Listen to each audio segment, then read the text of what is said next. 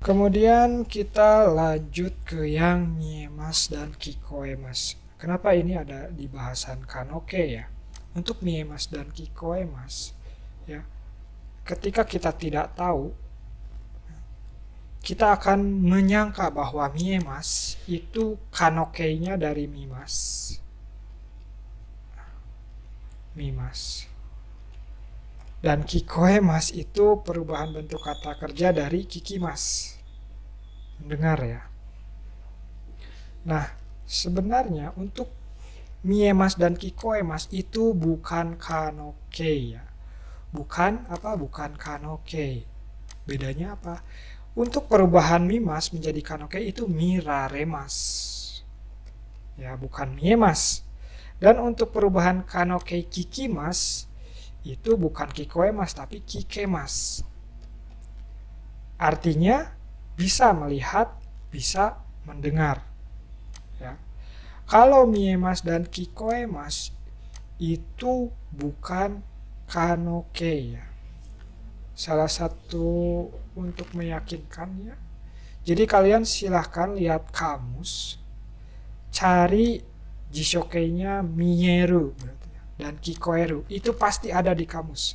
Kalau misalkan sebuah kotoba itu ada di kamus, berarti dia bukan asalnya dari perubahan bentuk kata kerja. Jadi memang asli ada kotobanya. Ini Mieru dan Kikoeru.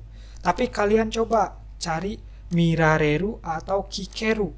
Kalian tidak akan menemukannya. Karena yang ada di kamusnya itu adalah Miru dan Kiku.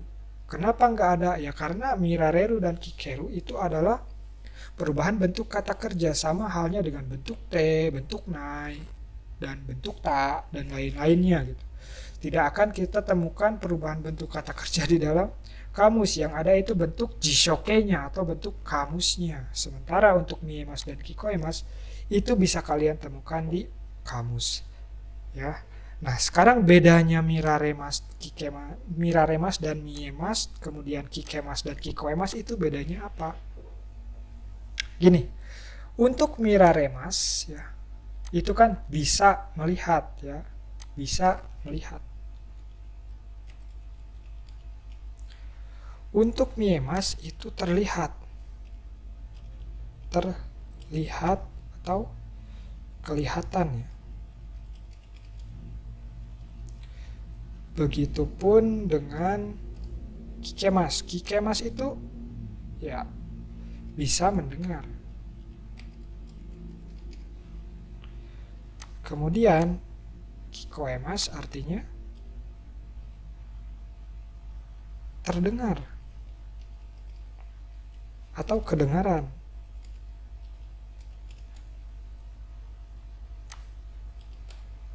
Ya. Nah, bedanya bisa melihat dan terlihat apa? Ya. Yang pertama, bisa melihat ya Miraremas. Untuk Miraremas ini, untuk bisa itu diperlukan usaha. Yaitu kuncinya dulu. Untuk bisa diperlukan usaha.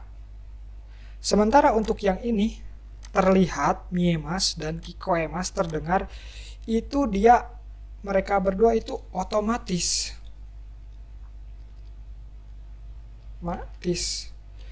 Jadi tanpa usaha pun sudah bisa gitu, udah langsung. Udah memang di settingnya seperti itu gitu. Misalkan untuk yang bisa ya ada usaha dulu. Kalau saya nengok ke kiri gitu atau misalkan kalau saya bisa melihat misalkan depan saya ada dua orang nih, Amin dan Alimin. Kalau saya nengok ke kiri, saya bisa melihat Amin. Karena memang tujuan saya itu untuk melihat Amin. Usaha saya yang saya lakukan nengok itu untuk melihat Amin. Jadi saya bisa melihat Amin. Cuman si yang orang sebelahnya itu akan otomatis ya Miemas gitu terlihat otomatis. Saya nggak niat lihat si orang yang di sebelahnya, tapi ketika saya melihat orang depan saya, si orang yang sebelahnya itu akan otomatis terlihat gitu. Ya. Sama halnya dengan Kikoemas gitu. Misalkan saya usahanya ya, saya menempelkan telinga di dinding sehingga saya bisa mendengar omongan Saco. Saco misalkan lagi ngobrol sama anak buahnya misalkan. Tujuan saya itu mendengar Saconya saja. Ketika saya tempelkan telinga di dinding, ya, saya bisa mendengar suara Saco. Nah itu Kikemas, Sacho no koe ga Kikemas. Saya bisa mendengar suara Saco. Tapi ketika suara-suara lain selain suara Saco itu masuk ke telinga saya, itu jadinya Kikoemas, terdengar gitu. Tanpa saya harus melakukan apa-apa gitu. Seperti itu ya. Jadi Kikoemas itu tidak diperlukan usaha, Miemas juga tidak diperlukan usaha. Kalau Miraremas dan Kikemas itu diperlukan usaha ya. Hai, itu yang terakhir doshi kanoke yoni narimashita ya. Oh maaf, untuk sebelumnya ini ya, Miraremas, Kikemas, dan Miemas dan Kikoemas itu semuanya partikelnya ga ya. Karena Miemas itu jidoshi, Kikoemas juga jidoshi ya, situasi ya, bukan tadoshi. Hai, lanjut. Doshi kanoke yoni narimashita. Ini berhubungan dengan kanoke yang sudah kita pelajari ya. Nah, di sini ada sebuah perubahan ya, yang tadinya bisa, jadi ada perubahan, itu kuncinya. Yang tadinya tidak bisa menjadi bisa ya. Jadi ada perubahan yoni narimashita. Menjadi, dengan kata lain ya, bisa dimaknai mungkin menjadi bisa ya, narimashita. Nah, ada yang harus digarisbawahi ya. Mungkin kalau misalkan Mas di sininya bisa, Mas bisa mashita ya.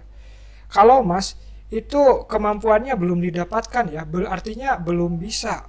Kalau udah mashita ya, kalau udah mashita itu artinya kemampuan itu sudah didapatkan. Misalkan ya, mainichi benkyou shimasu kara Nihongo ga hanaseru yoni narimashita. Oke, di sini ya. Hana Nihongo ga, karena kan oke ya, awas jangan o. Hanaseru yoni narimashita. Hanaseru ya, kan oke. Artinya karena belajar tiap hari saya jadi bisa, atau jadi atau menjadi boleh ya. Cocokkan aja dengan kalimatnya. Berbicara bahasa Jepang ya. Hai, hanaseru yoni narimashita. Mashita artinya bisanya sudah. Jadi keadaannya dia sudah bisa berbicara bahasa Jepang. Beda dengan ini misalkan mainichi benkyou sureba, kalian belum belajar eba tapi nggak apa-apa. Nihongo ga jouzu ni narimasu.